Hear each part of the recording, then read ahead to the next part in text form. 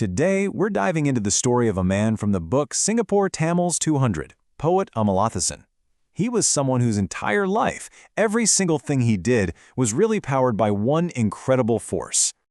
And that force can be summed up in his personal mantra, Tamil is my life. It's such a simple phrase, but it truly defines a whole lifetime of dedication. So who was this person? Who was the man behind these powerful words? Let's get into the story of a poet and a leader who really became a champion for his entire culture. To really understand the man he became, you have to go right back to the beginning. And for Amalathasan, well, his story was absolutely forged in hardship. Okay, so just imagine this. He was born in 1941 on a rubber estate, and his childhood gets completely turned upside down by World War II.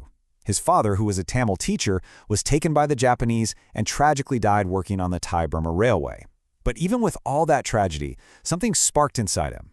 By 1958, while he was still just a student, he gets his first article published. And just 2 years later, his poetry is already being featured in an anthology. Now, this is a really crucial point. He had to stop school early to help support his family. And when you think about that, it makes everything he went on to accomplish even more amazing. He was, for all intents and purposes, self-made, driven by pure passion, not by years of formal training. So in 1960, Amalathasan makes the move to Singapore. And this is where a brand new chapter kicks off, one that would end up defining his legacy and totally reshaping the local literary scene. And what I find really fascinating is his professional life. See, he didn't work in literature full-time, not at all. He started out at the Shaw Brothers Theaters and then worked his way all the way up to quality control manager at a private company. So all this work for the Tamil language, that was his passion project, something he did on his own time after his day job was over. And this is where his impact just becomes monumental. He didn't just write his own stuff. No, he built an entire ecosystem so that other writers could have a chance to thrive. In 1987, he takes the helm of the Singapore Tamil Writers Association. And listen, he wasn't just some figurehead. He was a complete force of nature, leading that organization for 17 really transformative years. His whole approach was about taking action. He created the Thamizhavel Award to recognize amazing talent. He launched a huge annual festival, the Mutamizvija. He even started a literary journal to give writers a platform.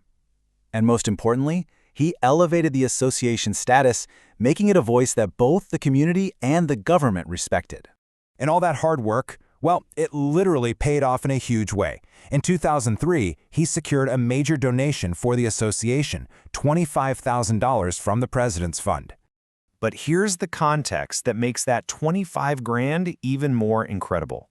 Out of 21 organizations that got funding that year, the Singapore Tamil Writers Association was the only Tamil organization. That just speaks volumes about the reputation and the respect that he had built. But beyond all his amazing community work, we can't forget that, at his very core, Amalathasan was a poet. So let's take a look at his own personal creative achievements. In 2004, he published 2 major works. And his poetry collection, Pulanguzal, didn't just win an award at the Singapore Literature Prize.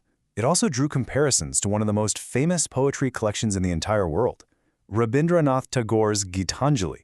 I mean, that is some seriously high praise. But the recognition didn't stop there, not by a long shot. Over his lifetime, he gathered an absolutely incredible number of awards and accolades. I mean, just listen to some of the titles he earned. They're a testament to his impact. King of Poets, Singapore National Poet, and even the Thamizhavel Award, which is the very prize he created to honor others. Each one of these is just a sign of the immense respect he had from his community. But maybe the most unique kind of recognition wasn't an award at all. In 1995, his poetry wasn't just sitting in books, it was on the move. His calligrapham, that's a poem where the words actually form a shape, was featured on MRT trains, bringing literature right into the daily lives of thousands of Singaporeans. How cool is that? So, let's bring this all back together. What was the real driving force behind this incredible life? Well, it all comes back to that one simple motto. The author of this profile actually knew him personally, and they offer this really beautiful insight. They describe Amalathasan as having a white heart, basically an honest, pure soul. He was known for speaking his mind completely unfiltered because his passion for the Tamil language was just that strong.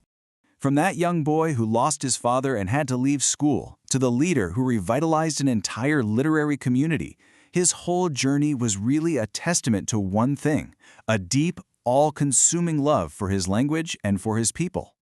Amalathasan's story is just such a powerful reminder of how a single, focused passion can totally shape a life and lift up an entire community.